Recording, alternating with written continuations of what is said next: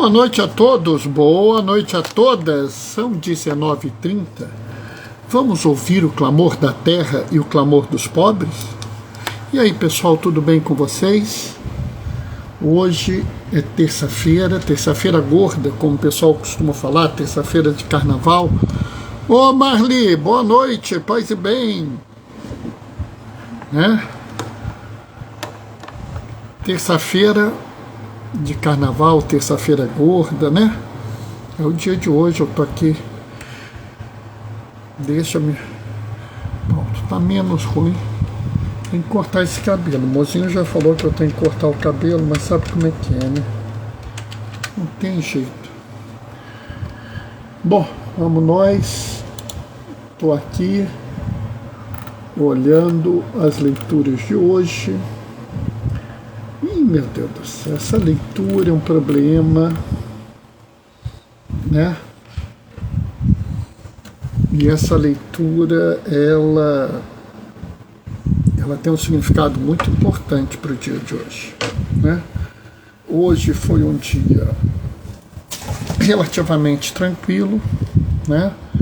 Estou fazendo as minhas atividades, né? Aproveitando um pouquinho para dar uma descansada. Oi, Helena, boa noite, paz e bem. Amanhã tem pedreira, né, Moody? Amanhã tem pedreira. Né? Porque amanhã, quarta-feira de cinzas, eu vou ter a felicidade de ir numa comunidade para fazer a imposição das cinzas. E aí eu já estou vendo um pessoal com uma besteirada. A cinza a gente põe na cabeça, aqui no topo da cabeça, a gente põe na testa, porque o rito de não sei qual, o santo não sei qual. Pessoal, sabe, eu vou até fazer uma live amanhã, falar um pouco sobre isso, mas eu fico pensando, será que é isso que é importante? Onde você coloca a cinza é que é o importante? A gente vai falar sobre as cinzas amanhã e a gente vai refletir muito sobre o que significa as cinzas, o que significa uma boa quaresma, né? O que são propósitos quaresmais, vamos dizer, importantes, decentes, que a gente deva fazer, né? E aí eu acho que amanhã a gente vai fazer a live. E aí a gente vai poder aproveitar isso, tá? Mas acho sem gozação essas besteirinhas de onde põe cinza, se a cinza pode ser um toque, se tem que ser uma cruz, se tem que ser isso. Sinceramente, pessoal, vamos adiante, vamos deixar isso para lá, porque isso não leva a nada, né? Não traz nada de bom para a vida de ninguém. É mais ou menos o que a gente discutiu várias vezes nesses últimos dias, que esse rigorismo, essa restrição, essa coisa de leizinha isso, leizinha aquilo, regrinha, não muda nada. Uma fala que eu faço muito é que é mais fácil dobrar o joelho do que dobrar o coração. Então essa discussão para mim passa por aí. Bom, está na hora, vamos começar. O Senhor esteja convosco. Proclamação do Evangelho de Jesus Cristo, segundo Marcos. Naquele tempo, começou Pedro a dizer a Jesus: eis que nós deixamos tudo e te seguimos. Respondeu Jesus: em verdade eu vos digo, quem tiver deixado casa, irmãos, irmãs, mãe, pai, filhos, campos, por causa de mim e do Evangelho, receberá 100 vezes mais agora durante essa vida. Casa, irmão, irmãs, mães, filhos e campos, com perseguições, e no mundo futuro a vida eterna. Muitos que agora são os primeiros serão os últimos, e muitos que agora são os últimos serão os primeiros. Palavra da salvação. Esses poucos versículos, são 4 versículos, eles tem muita coisa para falar aqui. Inclusive eu estou em falta porque um amigo meu, Vitor, me falou uma vez uma frase que eu achei muito oportuna e que me lembra muito quando eu leio esse evangelho. Eu não me lembro de quem é, tá? Ele diz assim: quem não largou tudo ainda não largou nada, porque não se negocia com o absoluto. Boa noite, Helena, paz e bem. Helena tá mandando boa noite pra gente, amor. Boa noite, minha irmã. E sabe, Minhas irmãs. E sabe, esse evangelho, ele é um pouco mais complexo do que a gente pensa. Porque você pega esse pedaço aqui e você pode não entender o que está acontecendo nesse momento. Sabe, esse é um momento crítico na vida de Jesus. Esse é um momento que muitos diriam que é um momento de crise. E antes que alguém comece com esse papo que Jesus isso, Jesus é aquilo, Jesus é divino, maravilhoso, não sei o quê, Jesus era um homem. E como homem, ele passava pelos medos, pelas incertezas e pelas decepções. Então ele anuncia que o projeto triunfalista que muitos tinham dele, o projeto de um super líder, talvez até de um líder militar que restaurasse o reino de Israel, ia dar com os burros na água. E ao falar isso, muitos deixaram de seguir Jesus. E Jesus vira meio que triste, meio que talvez até angustiado, e fala: e vocês? E Pedro toma a frente e diz: eis que nós deixamos tudo e te seguimos. Sinceramente, eu não sei se foi a resposta que Jesus queria ouvir, né?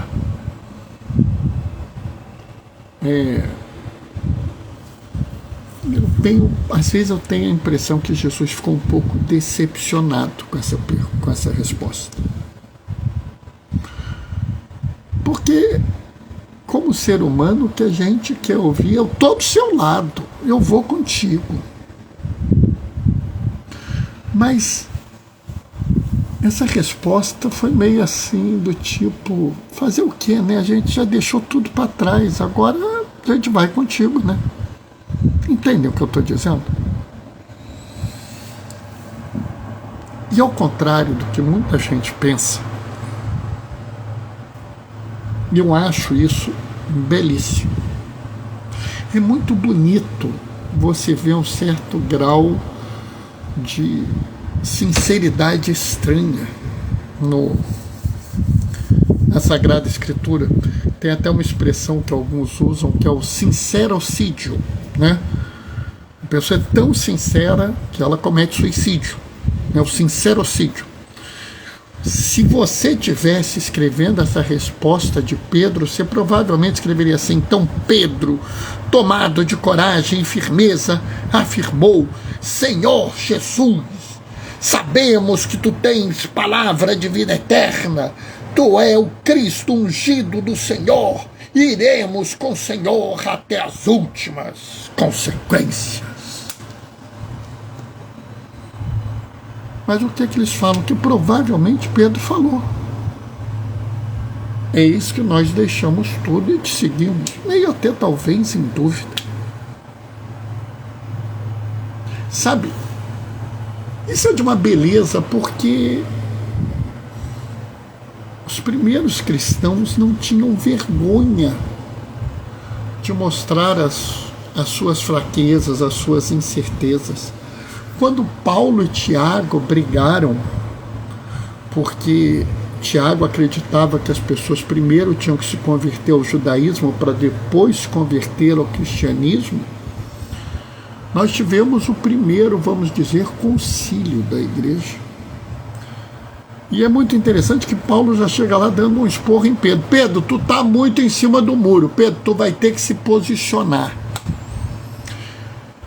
E quantos hoje em dia varreriam isso para baixo do tapete? Diriam, não vamos falar isso não, escreve outra coisa aí, porque vai pegar mal. E quantos hoje, quando vimos crises na nossa comunidade de fé, tentamos pôr panos quentes, não fala isso para os outros não, porque vai dar problema. Sabe, é bonito a gente pensar que as pessoas acreditavam tanto na igreja, que sabiam que mesmo com todas as suas falhas, ela resistiria. Acreditavam tanto na graça do Espírito Santo, que sabiam que mesmo levando o maior tesouro da humanidade em frágeis vasos de barro, a igreja não sucumbiria. Acreditavam tanto na assistência do Senhor, que permitiam que suas dúvidas aflorassem sem preocupação. A igreja convivia com as dúvidas. Hoje não. Hoje tudo tem que ser certeza. Hoje tudo tem que ser um ditame, porque senão está errado. E quase sempre quem prega os ditames prega só uma visão, prega só uma forma de ver, não prega as duas. Hã? Meu amor falou que estou falando baixo. Estou dizendo que muitos que pregam as coisas muito rígidas, muito ditames, pregam apenas uma visão da fé, não pregam a integralidade. E por que eu estou falando disso? Por causa da resposta de Jesus. Jesus vira e fala assim: é verdade, eu vos digo, de tudo que vocês abriram mão, vocês vão receber muito mais. E digo mais, ainda vão receber no mundo futuro a vida eterna. Sabe, é impressionante, porque tem um pessoal que leu isso e ficou desse lado da narrativa. É isso, acabou. Se você veio para a igreja, a sua vida vai ser maravilhosa, fantástica, tudo certo. A comunidade igreja é uma comunidade linda, maravilhosa, perfeita, só tem gente boa lá. Tudo que você fizer vai dar certo, tudo que está na sua vida vai ser perfeito, porque você abandonou a sua vida antiga para a vida nova. Glória a Deus. Bernardo, isso não está acontecendo, é porque você ainda não abandonou a vida antiga, você não largou tudo para trás. Larga tudo para trás que vai dar certo. Vocês já ouviram isso? Vocês já ouviram isso? E eu fico pensando, quando eu ouço isso, como é que as pessoas podem estar tão erradas? E elas estão tão erradas por quê? Porque elas fizeram questão de não ler o versículo. Receberão 100 vezes mais agora, durante essa vida, casa, irmãos, irmãs, mães, filhos e campos, com perseguições. É isso que o pessoal esquece.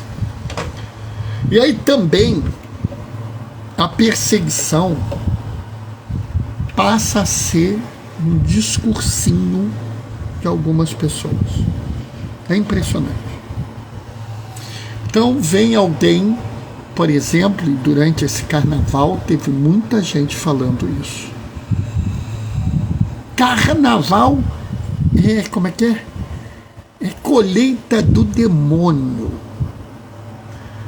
Os batuques do carnaval são capazes de abrir portais.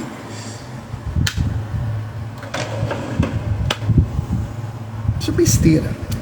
Bernardo, lá vem você, lá vem você. A gente não pode falar a doutrina da igreja que você critica a gente. Cristofobia sua. Lá vem cristofobia. Tá. Primeiro, me mostra alguma coisa na igreja, na doutrina, não é na opinião de padre, de santo, de bispo, não, na doutrina da igreja, que fala que o demônio faz colheita. Não existe isso, pessoal. Na verdade, a doutrina da igreja nos ensina que o diabo, que o demônio, que Satanás, Satã, o nome que você quiser dar para ele está sendo punido no inferno, ele está preso lá. Aliás, a Bíblia não fala um diabo como uma pessoa, e sim como uma coisa. Então, não pode haver uma colheita do demônio. Do mesmo jeito que não pode haver abertura de portais. Se você é cristão, você não pode acreditar nisso. Porque para os cristãos só existe paraíso e inferno. Para nós católicos existe o purgatório. Para nenhum desses lugares alguém pode abrir um portal. Ninguém pode ir direto para o céu por um portal ou tirar o anjo de lá. Ninguém pode abrir um portal e trazer um demônio do inferno, porque isso não é permitido, isso não existe. Mas ficam com esse negócio. E quando você critica, e quando você diz que isso é intolerância religiosa, e se alguém for questionado por intolerância religiosa, vão dizer que é perseguição à igreja. Quando alguém faz uma homilia, e nessa homilia faz um discurso de ódio, como já existiram padres que disseram que Deus fez os pretos ligeiramente inferiores aos brancos. Bernardo, que absurdo é esse? Lefreve, Monsenhor Lefreve falou isso em público, está registrado, tá entendendo? Isso é discurso de ódio. Isso é preconceito, é racismo. O nome disso é racismo. Tá? Aí quando você acusa ele de racista, vão dizer que você está perseguindo ele. Quando alguém faz um discurso de ódio contra a população, por exemplo, dos muçulmanos, se você critica isso, você está fazendo um discurso de ódio, segundo eles. Se você fala uma atrocidade, como já aconteceu, de dizer que a comunidade LGBT quer destruir a família porque fazem a obra do demônio, e essa pessoa é processada porque isso é um crime, vão dizer que é cristofobia. Sabe, pessoal, não foi essa a perseguição que Jesus está falando. Porque ele fala muito claro aqui: se vocês perderem isso por causa de mim e do Evangelho, vocês receberão em troca com perseguições. E eu desafio vocês a me mostrarem na mensagem de Jesus e na sua boa nova um discurso de ódio, um discurso de exclusão, um discurso que coloca alguém inferior ao outro, um discurso que promove a raiva, o ódio, a destruição, a exclusão ou a morte. Desafio. Pelo contrário, a quantidade de versículos que existem na Bíblia falando sobre o cuidado com as populações vulneráveis, inclusive com os estrangeiros, com os órfãos, com as viúvas e com as mulheres, é uma grandeza. Ué, Bernardo, mas você está dizendo então que não existe perseguição? Existe. Mas não essa que a gente habitualmente ouve hoje em dia. Sabe, há uns anos atrás, eu passei a usar o anel de Tucum. E tem um filme, está disponível no YouTube, Anel de Tucum. Você pode ir lá ver. É da Verbos Filme, é um filme antigo. E nele está Dom Pedro Casaldaglia, um bispo maravilhoso, que ele fala com o sujeito que estava aquele infiltrado lá, e ele apresenta o anel de Tucum e diz: esse anel é aliança com os pobres, é aliança com a causa indígena, é aliança com os excluídos. E ele oferece para a pessoa: você quer esse anel? E ele fala: quero. E ele vira: cuidado, esse anel compromete. Sabe, essa é a perseguição. E ela está mais clara ainda quando Jesus fala que muitos que agora são os primeiros serão os últimos, e muitos que agora são os últimos serão os primeiros. Por quê? Porque a perseguição vem quando você muda a lógica, quando você sai da lógica desse mundo injusto, desse mundo que discrimina, desse mundo que exclui, desse mundo de ódio, desse mundo que quer destruir as pessoas, desse mundo onde só os grandes, os poderosos, os ricos têm algum valor, e se preocupa com as populações vulneráveis, com os nossos irmãos indígenas, com as pessoas pretas, com as mulheres tão oprimidas, com a comunidade LGBT, com o povo de rua. Quando você começa a querer colocar esses que estão à margem da sociedade, trazê-los para o centro, aqueles que são pensados em último lugar e colocá-los como primeiro, as pessoas vão reagir contra você. Uma vez, uma pessoa falou uma coisa que o Padre Júlio falou numa entrevista que eu achei muito interessante. Cuidado, Padre Júlio, porque o senhor está com a gente, e como eles odeiam a gente, eles vão odiar o senhor. Essa é a causa da perseguição. Quando você valoriza o pequeno, o órfão, a viúva, a criança, o estrangeiro, quando você valoriza a criança, quando você valoriza a mulher, o preto, o mendigo, o indígena, o imigrante, o migrante, o indígena, o que tem dependência, essas pessoas são odiadas.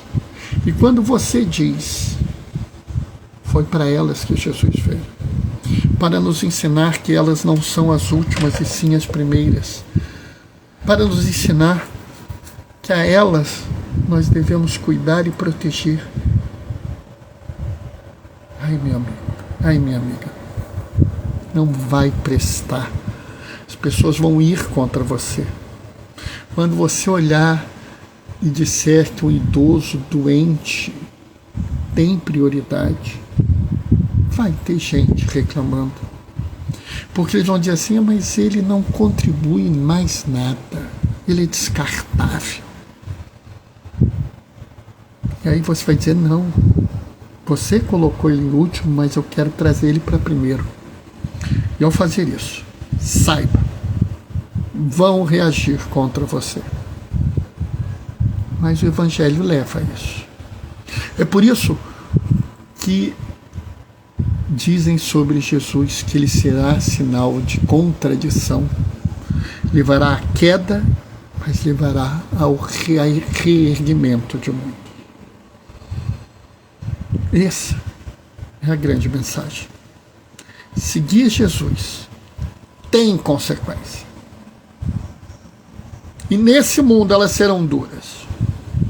Seguir Jesus é difícil, vai ser custoso, vai doer, vai te deixar triste, desanimado, várias vezes. Mas saiba que no fim vai valer a pena. Amém? 19h57, amor. Bom, essa foi a reflexão de hoje. Eu vou terminar aqui. Amanhã, 19h30, eu vou fazer uma live para falar sobre a quarta-feira de cinzas. E quinta-feira, depois de amanhã, não tem live, porque eu vou dar plantão. Eu parei de dar plantão na terça, passei a dar plantão na quinta, tá? Bom, vou terminar deixando a minha bênção. O Senhor esteja convosco. Ele está no meio de nós. Por intercessão de Oscar Romero. Ele conhece. Ele sabe. Ele soube muito bem. Se converteu, seguiu com os últimos, foi perseguido e morto. É um mártir da igreja. Bom, por intercessão de Oscar Romero, desça sobre vós e permaneça para sempre a bênção do Deus Todo-Poderoso no amor, aquele que é Pai, Filho e Espírito Santo. Amanhã, 19h30, a gente se vê. Até lá. Beijos e bênçãos. Tchau, tchau, pessoal.